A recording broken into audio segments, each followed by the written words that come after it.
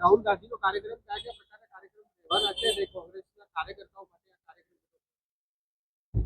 जननायक લોકસભાની અંદર પ્રતિપક્ષના નેતા આદરણીય રાહુલજી ગાંધી સરદારની પાવન ભૂમિ પર 2 દિવસ પધારી રહ્યા છે।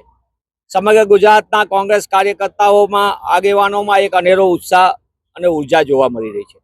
રાહુલજીના 2 દિવસના કાર્યક્રમમાં રાજીવ ગાંધી ભવન ખાતે જ્યાં આપણે સૌ ઊભા છીએ એ રાજીવ ગાંધી ભવન ખાતે સંગઠનના વિવિધ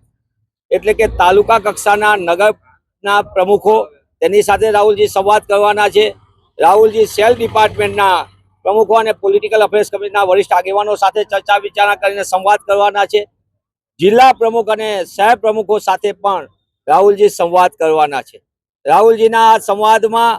વન વે કોમ્યુનિકેશન નહીં પણ 2 વે કોમ્યુનિકેશન એટલા માટે કે કાર્યકર્તાના મનમાં શું વાત પડી છે, તાલુકા કક્ષાએ કામ કરતા પ્રમુખના મનમાં કઈ વાત છે, કઈ રીતે વરિષ્ઠ આગેવાનો ઈચ્છી રહ્યા છે આગામી દિવસોની અંદર આ સમગ્ર બાબતની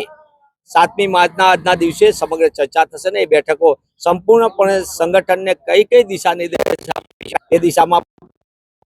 8મી માર્ચના રોજ રાહુલજી કાર્યકર્તાઓ સાથે સીધો સંવાદ કરવાના છે અને આ સંવાદના માધ્યમથી રાહુલજી કાર્યકર્તાઓને મનની વાત શું છે, એના દિલની વાત શું છે એ કાર્યકર્તાઓની વાત સાંભળવાના છે। અને એની સાથે સાથે રાહુલજી એ પણ કહેશે આગામી દિવસોની અંદર